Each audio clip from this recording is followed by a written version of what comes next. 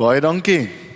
As jy jou Bybel gebring het vanmôre, kan jy oopmaak daar by Romeine 7.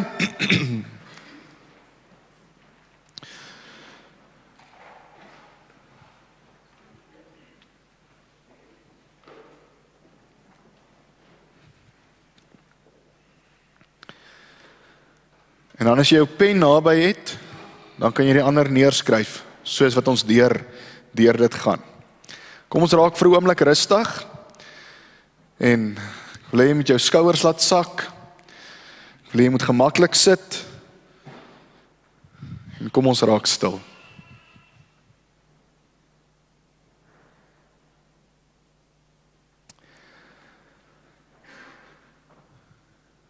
Vader, ons is bewus van U vanmôre hier, en ons weet U is die een wat die seisoene maak, en daarom is ons ook bewus van die teenwoordigheid as ons die koue voel, en ons is dankbaar, Here, dat die son vanoggend kon opkom, en dat ons nog steeds ook die warm strale van die son kan voel. Here, dit is 'n voorreg om hier in die kerk te kan wees, dit is 'n voorreg om saam te kan sing, saam te kan aanbid, en ook nou saam die Bybel te kan oopmaak. En Here, daarom bid ons ook vir die woord wat vanmôre verkondig word. Here, laat ons vir Jesus, en Jesus alleen sal sien, en laat ons U sal beleef, Here. En laat U ook deur die werking van die Heilige Gees vanmôre sal kom, en elkeen van ons, van binne af, buite toe, sal verander.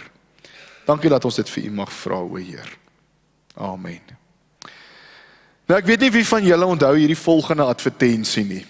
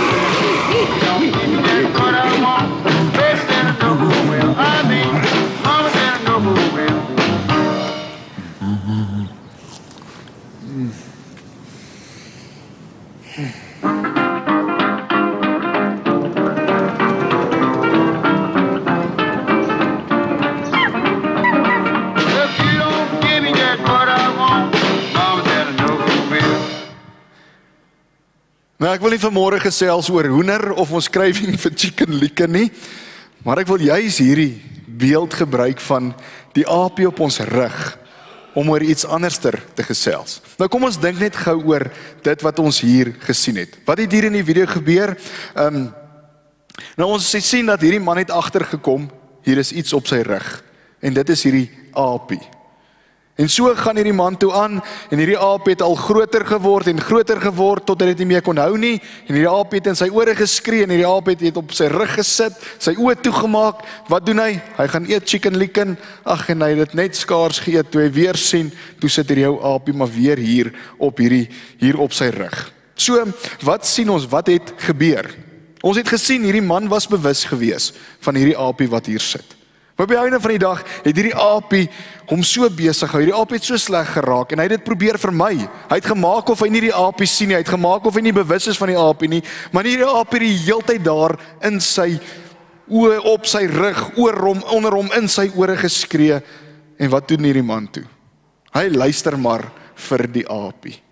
Nou vriende, as ons vanmôre by mekaar is, dink ek dit sal wonderlik wees, as ons vir mekaar kan sê, as ons net die vermoë kan hê om konstant gehoorsaam te wees, sal dit nie wonderlik wees nie? Sal dit nie wonderlik wees om ontslae te kan raak van hierdie apies wat so hier op ons rus sit nie?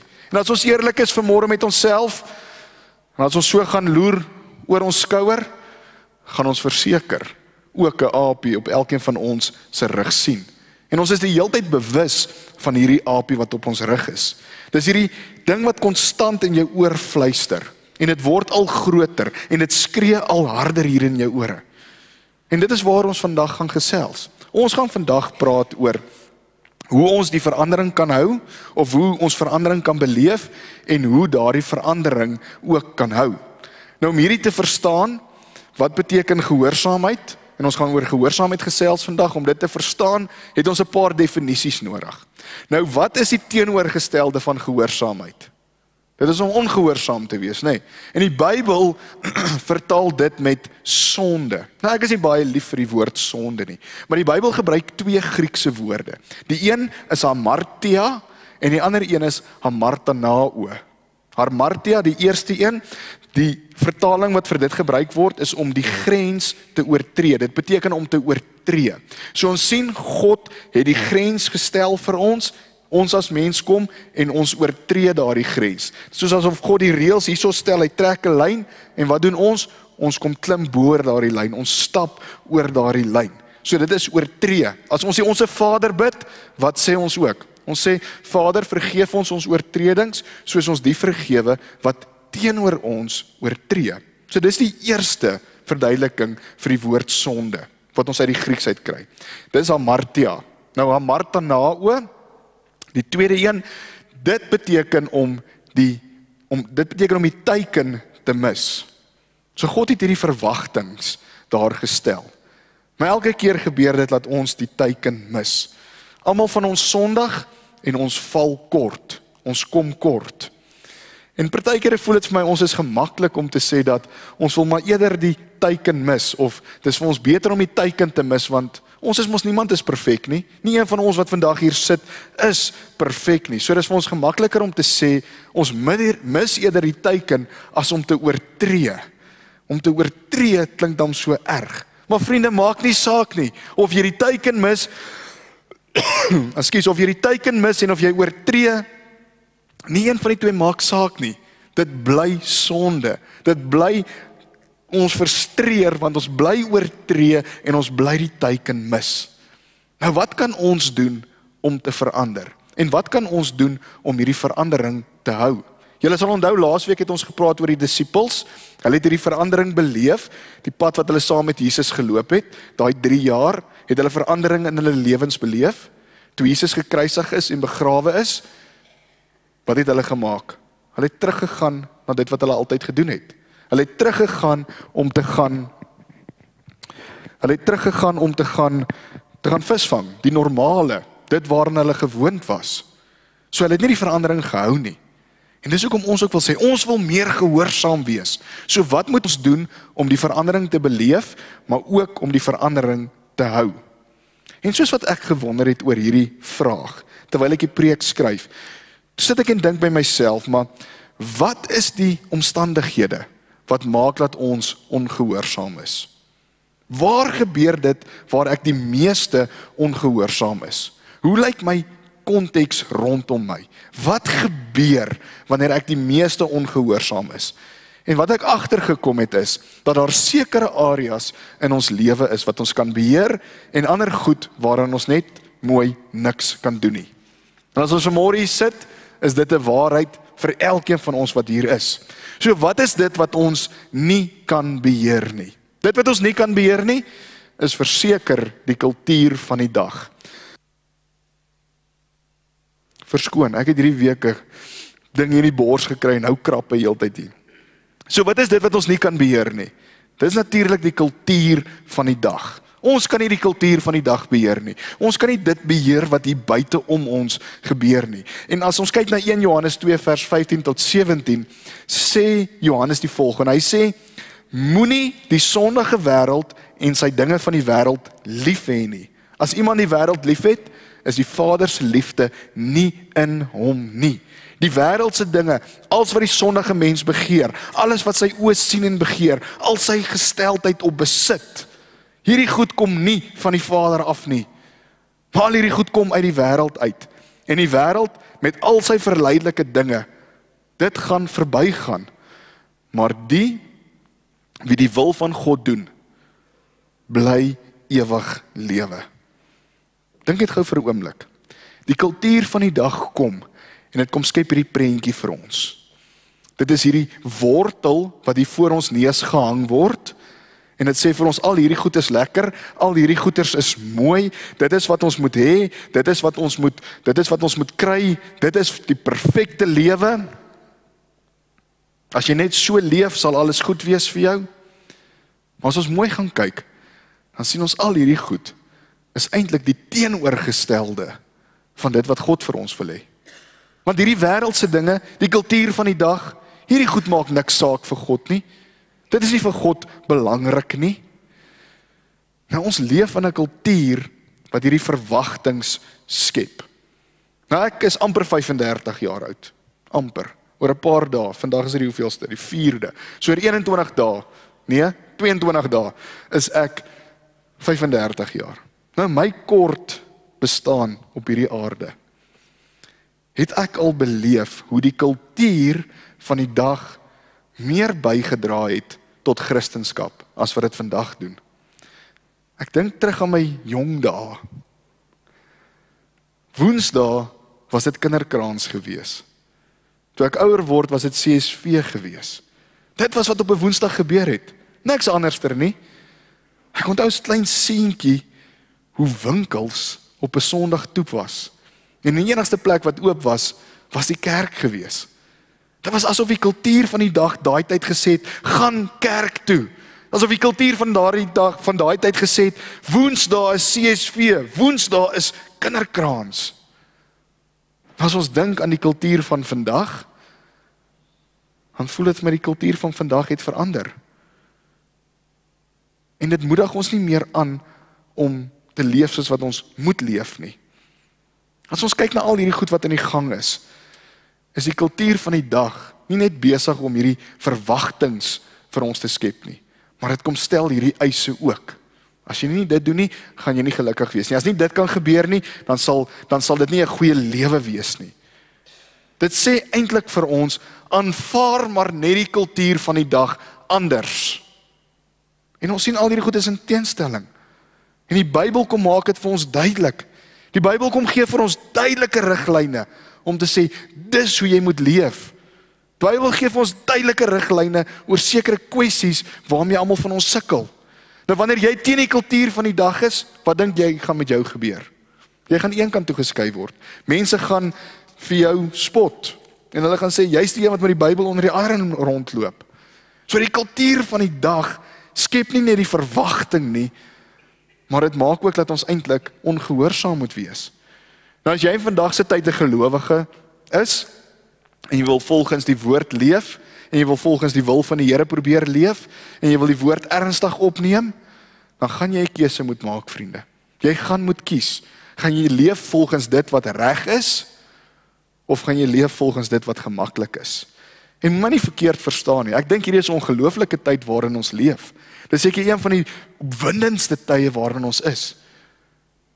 Want in hierdie tyd waarin ons vandag is dit duidelik wat die wil van die Here is.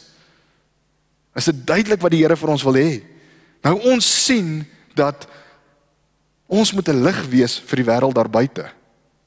Ons moet 'n lig wees wat helder skyn. En dit was nog die kerk se doel van die begin af. Die kerk was van die begin af daar gewees om 'n lig te wees in 'n donker wêreld daar buite. Dit is my en jou, ons is die kerk. Dis ons doel in die wêreld is om 'n lig te wees. En het julle geweet die kerk het tot stand gekom in 'n tyd toe dit ook teen die kultuur van die dag was? Almal het probeer om nie die kerk op tot stand te laat kom nie. Almal het probeer dat die kerk nie van die grond af moet kom nie. En wat het gebeur? Die kerk het net al meer en meer en meer gegroei. Jo, dit maak my eintlik opgewonde om te dink en te weet vanmôre dat die kerk moet teen die kultuur van die dag wees. En dit is belangrik om te weet, die kultuur van die dag is nie ons vriend nie. Die kultuur van die dag is ons vyand. En daarom moet ons maniere kry om hierdie goed te benader. Ek sê nie om die kultuur van die dag te haat nie, maar om dit met liefde en die waarheid saam by mekaar alles te bring. So, ons het hierdie verandering hier binne in ons beleef. Ons het laasweek ook gesê, ons beleef hierdie verandering hier binne in ons, maar wat moet ons doen om hierdie verandering te behou? Ons omgewing waarin ons is, die kultuur van hierdie dag, dit gaan dit nie altyd toelaat nie, maar wat moet ons doen? En vriende, 'n groot deel van ons menswees is baie gemaklik met die kultuur van die dag. En wat is dit? Dis ons liggame, ons menswees. Dit is baie gemaklik met dit wat tans die buitekant in die wêreld in die gang is. Ons loop maar al te lekker saam en ons stap al te lekker hierdie pad. En Paulus kom help ons met hierdie. Paulus is 'n voorbeeld. Romeine 7 vers 14 begin ons te lees. Ons weet tog die wet is geestelik, maar ek is aards en soos 'n slaaf aan sonde verkoop. Vers 15 sê, ek begryp self nie wat ek doen nie, want wat ek wil doen, dit doen ek nie, maar wat ek haat, juis dit doen ek. Klink dit soos jy? Klink dit soos ons? Dat ek nie wil doen wat ek doen nie, beteken dat ek toegee dat die wet goed is, maar nou is dit nie meer ek wat dit doen nie, maar die sonde wat in my woon. Nou ek weet immers dat die goeie nie in my woon nie, nie in my sondige aard nie. Daar is by my wel die wil om die goeie te doen, maar ek doen dit nie. Die goeie wat ek wil doen, doen ek nie, maar die slegte wat ek nie wil doen nie, dit doen ek. En as ek nou doen wat ek nie wil doen nie, dan is dit nie meer ek wat dit doen nie, maar die sonde wat in my woon. So vind ek dan hierdie wet in my.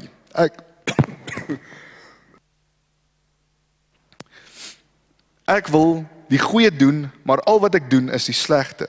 Diep in my wese vind ek vreugde in die wet van God, maar ek vind in my doen en late 'n ander wet, wat 'n stryd voer teen die wet van my gees.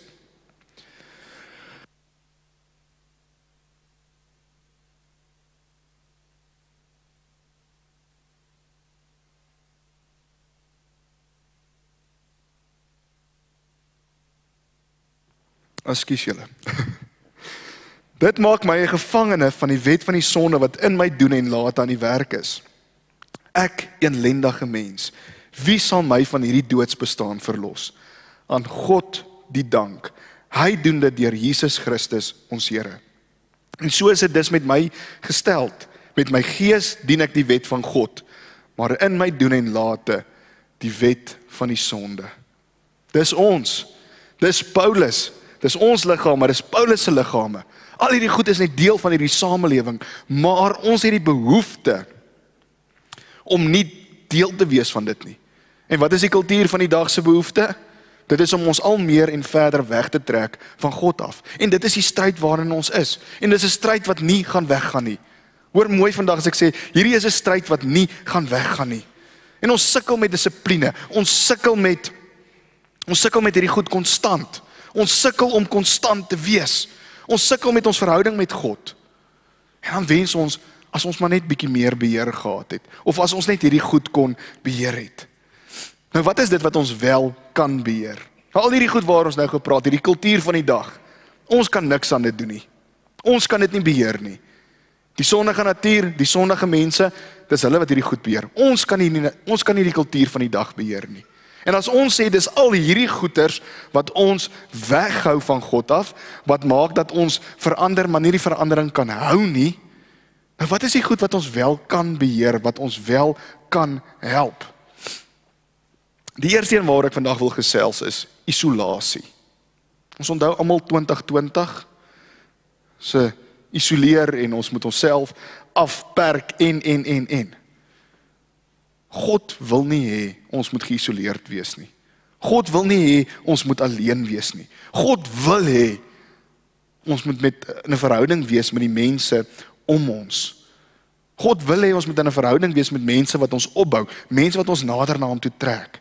Nou as dit nie so was nie, dan sou ons vandag hier gesit het nie, want dan sou die kerk nooit hier gewees het nie. En dis juist die doel van die kerk.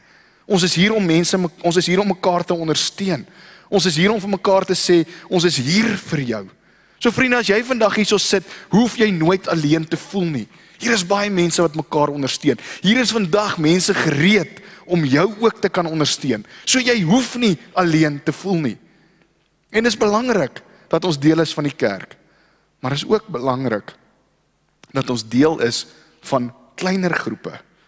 Nou as ons vanmôre hierso in hierdie kerk sit, is daar goed waaroor ons nie saamstem nie.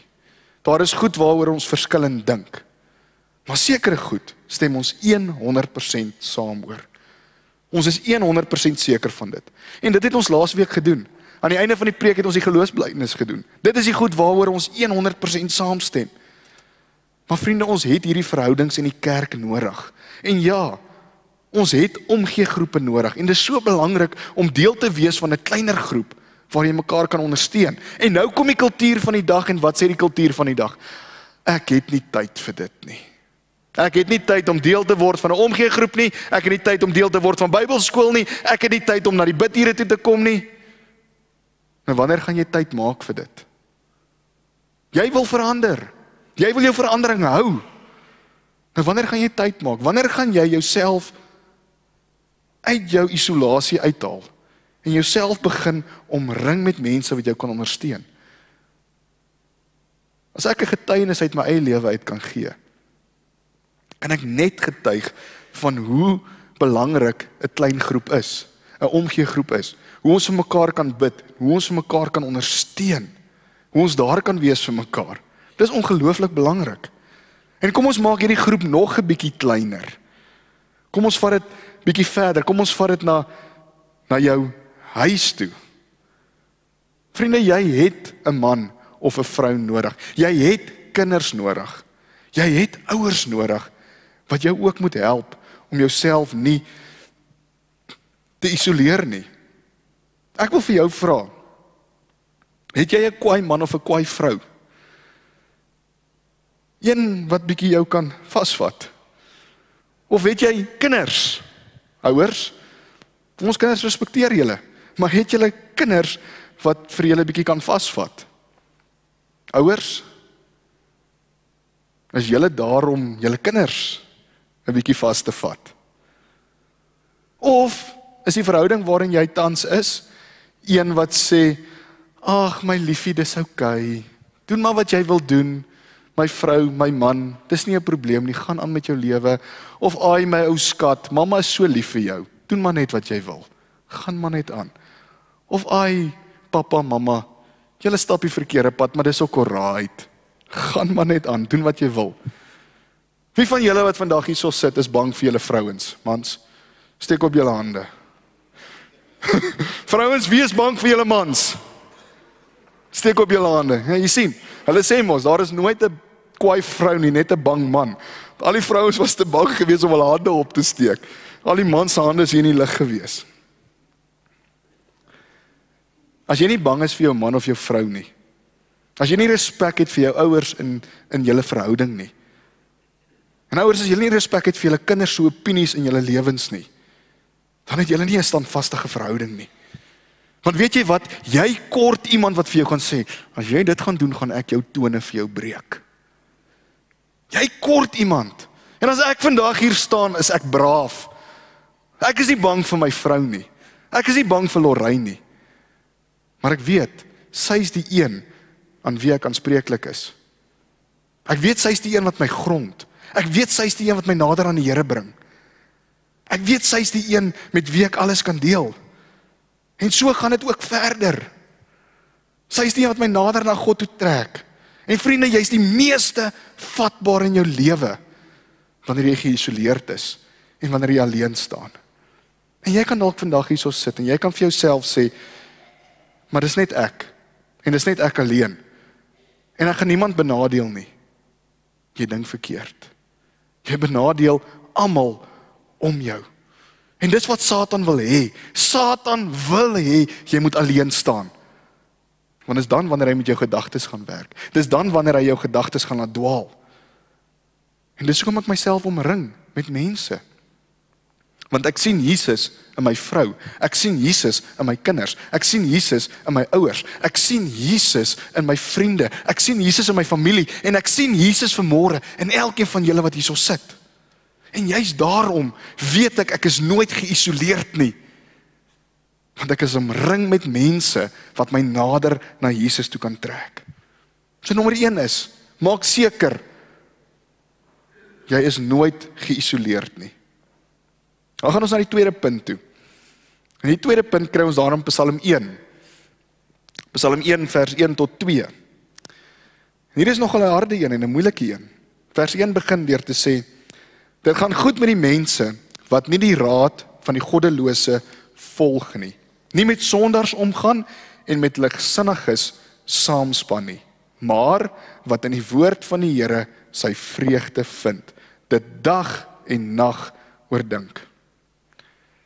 Tweede ding wat ons wel kan verander in ons lewe, is natuurlik die invloed van die goddelose in my lewe. Isolasie, ons kan dit beheer. En die invloed van die goddelose in ons lewe, ons kan dit ook beheer. Nou, hoe lyk dit? As ons na Psalm 1 kyk, dan sê dit vir ons, dit gaan goed met die een wat nie omgaan met die goddelose nie. Nou, wie is die goddelose? Wat is die goddelose? Die goddelose is die kultuur van die dag. En wie is hulle? Dis hulle wat glo dat die kultuur van die dag reg is. Dis hulle wat daardie pad stoop, daardie pad loop en daardie pad volg. Die Bybel sê vir ons, gelukkig is die mens wat nie daardie pad loop nie. Want wat gaan gebeur? Jy gaan aanvanklik net saam begin loop. En dan gaan jy begin gemaklik raak. En voor jy weer sien, gaan jy presies doen wat hulle doen. En jy gaan deel word van hulle. En dit sê Psalm 1 vir ons, jy mag nie saam met die ligsinniges saamspan nie. En nou gaan jy hierso sit en sê, ja, maar Jesus het saam met prostituie geëet. Jesus het dan by die goddelose mense gesit. Ja, jy's reg, Jesus het dit gedoen. Maar Jesus het nie sy manier van leef verander nie. Jesus het 'n impak op hulle lewens gehad en nie hulle op Jesus se lewe nie. Hy het nie soos een van hulle geword nie. Wat vandag in die gebeur is die volgende.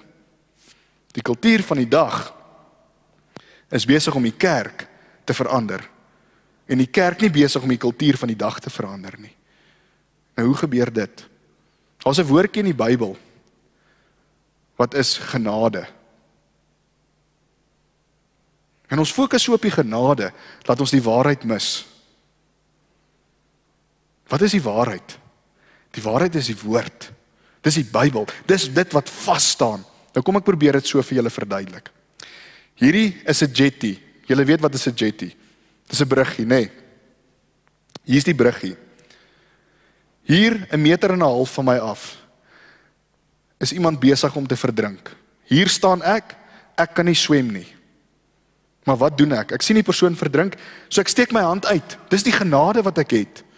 Ek steek my hand uit na die persoon toe om hierdie persoon te help. Dis genade. Tot op watter punt? Tot op die punt wat ek my hand wel vir die persoon gee, en die persoon trek my in, en ek val saam met daai persoon in die water. Wat is die waarheid? Dis die jetty waarop ek staan. So hier, tot op hierdie punt, is ek nog veilig op die waarheid. Ek staan vas op die woord, dit wat die Bybel vir my leer. So die waarheid gaan vir my help, die waarheid gaan vir my veiligheid bied, tot die punt, waar my voete nie meer aan dit gaan raak nie. Wat gebeur gewoonlik, vriende? Ons hou hierdie hand van genade uit na 'n persoon toe. Daai persoon is besig om te verdrink, onthou, ek kan nie swem nie. En dan wat doen ons? Ons oorkompenseer. Ons oorkompenseer tot op die punt waar ons saam met daai mense in die water inval. En wat gebeur? Nie een van ons word gered nie en albei van ons verdrink saam. Genade en waarheid loop hand aan hand. Genade is wel 'n hand wat jy moet uitsteek, maar die waarheid is die woord waarop jy vas moet staan. En vriende, dis hierdie goed wat ons kan beheer, wat kan maak dat hierdie aapie nie op ons rug klim nie. Isolasie, om alleen te probeer staan, ons kan dit beheer. Daar is mense wat jou wil ondersteun, daar is mense wat deel wil wees van jou lewe. Daar is mense wat jou wil help. Maar aan die ander kant moet ons ook bewus wees van die wat jou saam onder toe gaan trek. Van die wat jou saam met hulle gaan laat verdrink. En ons kort hierdie goed wat ons kan help met hierdie slegte invloede. En nou vra jy dalk vir my, ons is nou op hierdie punt van hierdie preek, Pieter. So wat moet ek nou doen? Moet ek nou maar net my rug op dit draai? Moet ek nou maar net maak of ek dit nie raak sien nie? Nee, dis nie wat Jesus vir ons sê nie. Dis nie wat Jesus vir ons geleer het nie. En ek wil juis sê, ons moet die kultuur van die dag verander. Dit beteken nie om deel te word van die kultuur van die dag nie, maar dit beteken om dit te ontbloot, om die waarheid na die tafel toe te bring. En is om hierdie greep, wat hierdie goed op ons het, finaal te kan breek. En dit is waar genade en waarheid in balans is met mekaar. Dis om saam 'n impak te maak op hierdie wêreld. Nou Judas, tweede laaste boek van die Nuwe Testament, tweede laaste boek van die Bybel, is net een hoofstuk. Judas 1. Judas 1 vers 20 tot 25 sê: Julle liefdes moet egter voortgaan om julle lewe te bou op julle allerheiligste geloof. Bid altyd deur die krag van die Heilige Gees. Bly in die liefde van God. Vestig steeds julle verwagtinge op die barmhartigheid van ons Here Jesus Christus wat die ewige lewe aan julle sal gee. Hoor mooi vers 22. Oor die wat in twyfel verkeer, moet julle ontferm. Ons moet ons hand van genade uitsteek.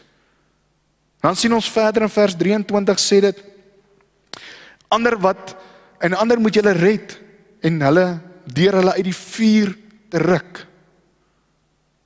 So ons moet daai hand van genade daar hê. Maar ons moet nog steeds weet waar is die waarheid. Ons moet nog steeds weet die waarheid is stewig onder my om my vas te hou. En dan gaan dit verder.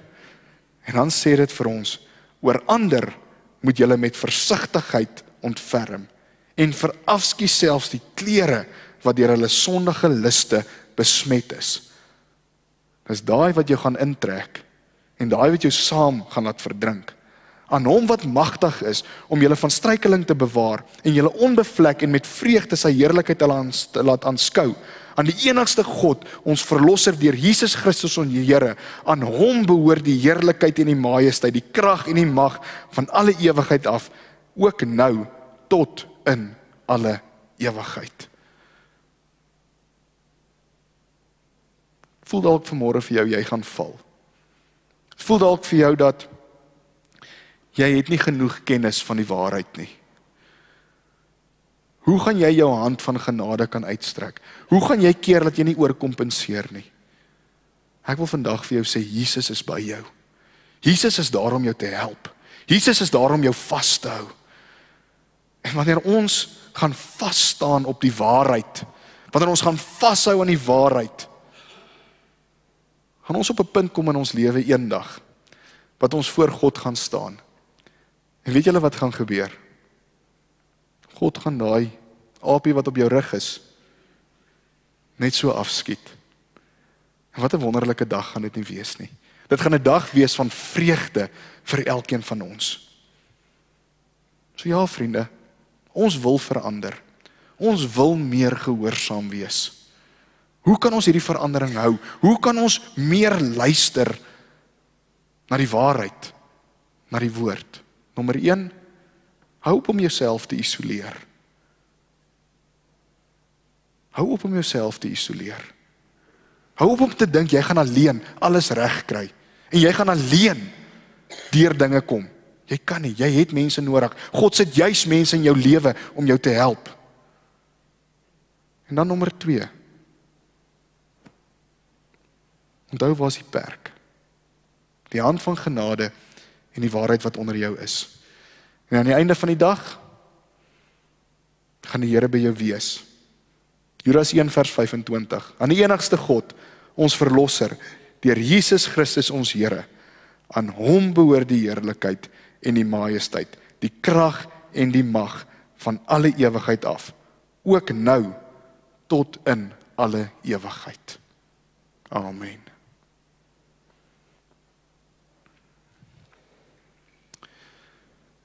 Vader, dit waar ons vandag gesels is moeilik. Here, want ons lewe in 'n wêreld waar dit moeilik is. Ons lewe in 'n wêreld waar ons so vasgevang is in alles van dit wat hier rondom ons aan die gang is. Die wêreld is so besig dat ons soms u stem mis en u stem nie hoor nie. Here, dis juis ons werk hier, is dat ons die lig moet wees in 'n donker wêreld daar buite. En die kultuur van die dag kom met al sy weelde, al sy mooi goed, al sy lekker goeders. Maar Vader, ons weet ook, dit is goed wat vergaan. Dit is goed wat deur roes en deur motte opgevreet word. Maar dankie dat ons vandag kan vashou aan die waarheid, aan die woord. Die Bybel wat vir ons sê dat U is altyd met ons, U is altyd by ons. Vader, dankie dat ons die waarheid het waarop ons kan staan. Here, maar maak ons ook bewus van die hand van genade wat ons wel moet uitsteek. Here, dankie vir wonderlike mense wat U in ons lewens insit. Mense wat saam met ons kan bid. Mense wat saam met ons kan dink. Mense wat saam met ons dinge kan doen. Maar bo dit alles, Vader, dankie vir die Heilige Gees wat elke dag lewendig is in ons lewens. Elke dag in ons lewe inkom, in die oggend as ons oë oopmaak, is U daar. Vader, ons bid hierdie week vir gehoorsaamheid. Here, ons het hierdie aapie wat hier op ons rug sit. En dit skree in ons ore en dit druk ons oë toe. Maar ons bid vandag in die naam van Jesus Christus dat U ons ore sal doof maak vir die geraas van die aapie. En dat U ons ore helder en duidelik sal maak vir U stem. Dat U ons oë sal oopmaak, sodat ons nie net hierdie verandering vandag sal beleef nie, maar dat ons ook hierdie verandering sal hou. Dankie dat ons dit kan bid in die wonderlike naam van Jesus Christus. Amen.